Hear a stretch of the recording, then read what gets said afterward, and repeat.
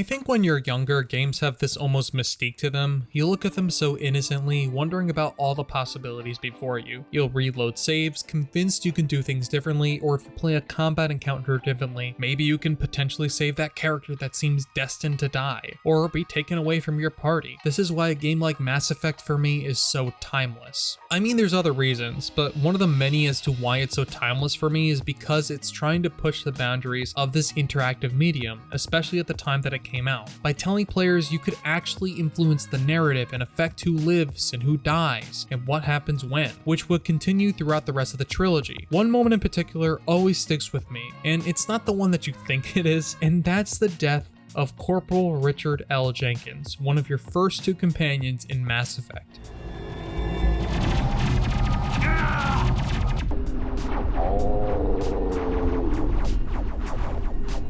Could I save him, I wondered? Was he trapped to this fate of life and death? What's the secret here? And of course, as most videos do, bad segue coming up here, subscribe to this channel if you end up liking this video. I will play the original Mass Effect so carefully, trying desperately to avoid any tragic mistakes. You see, when you're younger, you could easily be fooled into believing you could defy the game's scripting and just save characters. Like maybe if you throw your body in the way of a character who you know is going to die, can you save them? Maybe you can save Nihilus. If you move quickly enough, maybe you can save both Ashley and Kaidan on Vermeer. If I don't talk to all of my squad mates on subsequent playthroughs, do you think they'll still like me? That's the most important one. Throw a comment down below. Will they still like me? I don't know. And the truth here is when you get a bit older, you start to get an understanding of how games are made and how they function a little bit more, and you know that these things are just not possible. If it's scripted to happen, it's going to happen. Occasionally, games like Mass Effect allow you to influence or shape events, but overall, you can't just manipulate the game to the nth degree where you can change elements of the narrative that are set in stone. This means that unfortunately, Jenkins will always die, but it didn't stop me from wondering if I could save him, or maybe he was high enough level or had stronger armor. Could he survive the onslaught?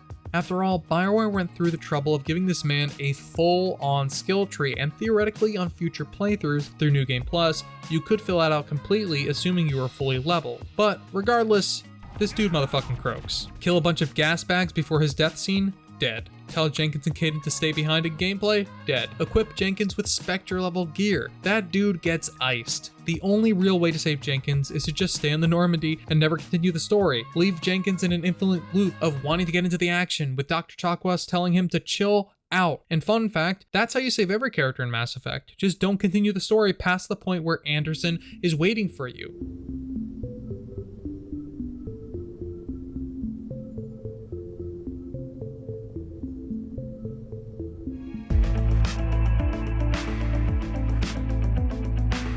Unfortunately, or maybe not, Jenkins was never meant to see the end of this war with the Reapers. Probably for the best. Although, I suppose if someone with a crystal ball could show Jenkins the real action that he was craving, the real action, we could very well see if that's the kind of stuff he meant when he said that. Sick fuck. What do you think, Commander? We won't be staying on Eden Prime too long, will we? I'm itching for some real action. I'm itching for some real action. I'm itching for some real action. I'm itching for some real action. I'm itching for some real action. The only other way to save Jenkins, though, is through PC console commands, or changing the appearance of Kaidan or Ashley on PC. And even then, you aren't so much as saving Jenkins as you are more just preserving his memory by having one of your other characters appear as him. I did go and download the game on PC and ended up playing around with a mod that does just that, and some console commands, of course. Did we do it? Did we save Jenkins? The answer is an emphatic maybe? I downloaded the Play as Squadmates mod by M-Gamers for Mass Effect 1 Legendary Edition. Now to be clear, you're not playing a simulated version of Mass Effect from, say, Garrus's perspective, and then there's just some random AI as Shepard. Now that would be pretty cool, I think, but probably beyond the scope of what we could expect from any modder or even a developer operating off a budget of exactly, I don't know, $0. No. What it does allow you to do is change your appearance as Shepard as any one of the squadmates in the game, including Jenkins. Now, why would you want to play the game as Ashley, Garrus, or even Jenkins himself? Well, why the fuck not? It's just silly and fun.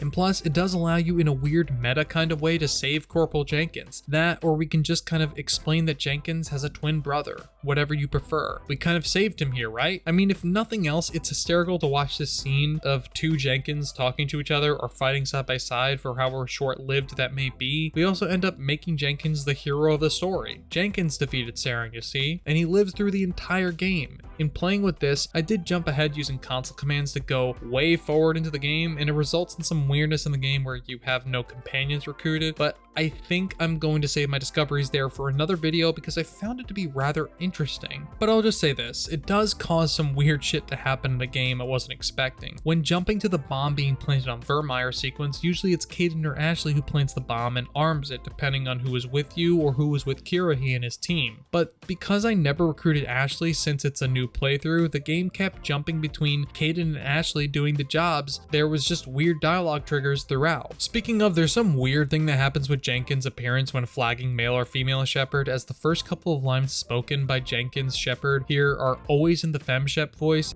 They don't send Spectres on shakedown runs. He sounds angry. Something must have gone wrong with the mission. Crew members in the infirmary. You need to calm down, Corporal. A good soldier stays cool even under fire. And if I skip by Presley here, it doesn't seem to reset to male Shepard. Upon reloading and talking with Presley, it does seem to correct. Not a major problem since I'm not really playing the game here to completion, but either way, we not only saved Jenkins here, but made him the hero of the story. Shepard, never heard of him. We're talking about Richard Jenkins. I did find another maybe game-breaking way to save Jenkins, and I have to first admit that I was inspired to try this by another content creator who does videos that I frequent watching, SwankyBox. He does a lot of fun retro content for old Nintendo games and frequently does weird and often game-breaking stuff just to see what happens in these old games. Definitely check him out if you are looking for some fun retro content with some bizarre mysteries and challenges. But with his content in mind, it got me thinking about this game and trying to sequence break it. My theory was, basically, if I never trigger the event for Jenkins to die, can I just continue playing the game like he never did? The answer is yes and no. You can fly above the geometry of the world and land yourself where you're supposed to meet Ashley Williams, but what follows is a bit of a sequence break. You don't see the scene where Ashley is fighting off the Geth sentry turrets and you're supposed to be treated to that scene with Ashley right after, but instead it's just an invisible Ashley Williams talking to you. The dialogue plays out like normal, except when you get back to Troll, Jenkins is still with you, but since you don't have Ashley, you can't interact with the missing beacon, it just doesn't respond to input. You can run up ahead and fight the husks, and Jenkins does indeed fight and shoot them like any other ally, but he doesn't stand in conversation when talking to other characters since he was never really meant to be there. You can also trigger the event with Nihilus being killed by Saren, but the dock worker that is supposed to tell you what happened won't speak to you. You can run ahead, but without the specific triggers to set off the Geth to fight you, you can't interact with the tram or rail car here to go to the next area. So the game kind of breaks at this point. Jenkins is alive, but he's also breaking our game. And I'll just say, that's some gangster shit right there. That just illustrates that if Jenkins lives in Mass Effect 1, we would see a swift end to Saren, the Geth, and further, the Reapers. Though in fairness, it's because we broke the game and not because Jenkins was pivotal to the plot at all. It's not like you would suffer any major disruptions to gameplay by keeping Jenkins around. He has a full skill tree, sure, you can equip weapons and armor to him like anyone else, and he can even wear armor from any species with no restrictions. Now this is likely just a design oversight on BioWare's part. Maybe they had plans of including Jenkins in the rest of the game and ended up cutting that as the development went on to focus more on the core cast of characters, so they didn't think it mattered if on a secondary playthrough a player equipped Jenkins with Krogan armor. The dude is going to die anyway. Even if Jenkins was meant to be this one-off character, meant to be just that source of knowledge that Shepard could ask about Eden Prime, clearly it wasn't the priority to fix this, including on the Legendary Edition pass of the game. Now I'm just going to say this, I'm going to say something very controversial, and if it bothers you, then I'm sorry in advance, but honestly, I'm not sorry. I honestly think Richard Jenkins would have made a potentially more interesting squad mate than Kaidan Alenko. I know, how could I say that? Hear me out here though. What could have been a better way to illustrate choice and consequence at Mass Effect, where right in the beginning they give you a trilogy-altering choice? Who dies? Kaidan or Jenkins? Presenting such a choice in the beginning as innocuous as it may sound, would have really immediately set the stage for the whole trilogy. And in Jenkins, we get that naive character perspective which allows us to kind of naturally learn some information we would imagine Shepard kind of knew. Maybe the Corporal's conversations can revolve around his giddy nature and eagerness and asking questions about Shepard's heroic background. Then the Vermeer survivor is Ashley or Jenkins, and it can plague Ashley if Jenkins dies throughout because she would feel a certain guilt for having such a young man die. Now don't get me wrong, the writers did a great job in the immediate aftermath of either character dying in Mass Effect, Kaidan or Ashley, of having them have that survivor guilt. And even in Mass Effect 3, when Shepard splashes water on his face in one of those sequences, the player can refer to the Vermeer survivor. And it was a cool touch to say that even these deaths weigh on the commander, but having it really harden Ashley's resolve or forcing Jenkins to mature would have been a cool character turn for them. Imagining Jenkins surviving 2 near-death experiences and watching 2 people close to him, or at least in close proximity to him, die could have been life-changing or at least character-changing for him. And I think it would have been an interesting thing to explore. Then by Mass Effect 3, Jenkins would be pretty battle-hardened, and part of your job is to either continue to make him more brutal or try and help him see that it's okay to take a breath and even laugh as things are hard and will continue to get harder. I would have loved to have heard more about his life on Eden Prime and hear stories about him in his youth, or how he enlisted. To be honest, I only participate in this Kaidan slander because he has never survived a full playthrough of the trilogy for me. I just find him so unbelievably boring. I just can't do it, man.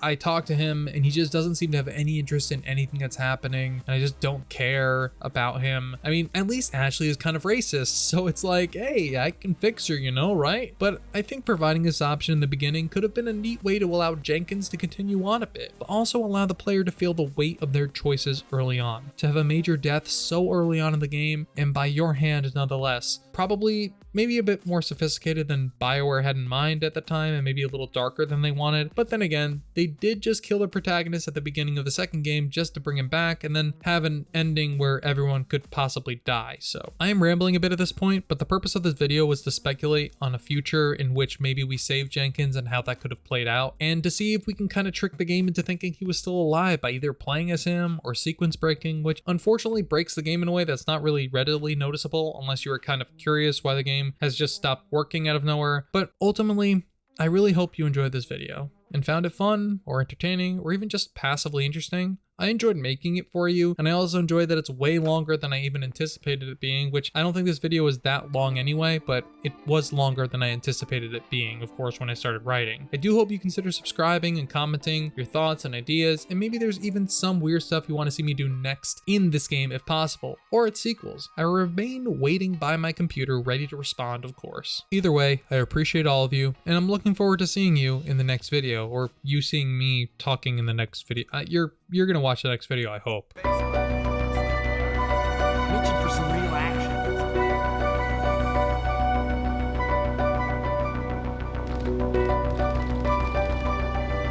Real action. Well, what about Shepard? What do you think, Commander?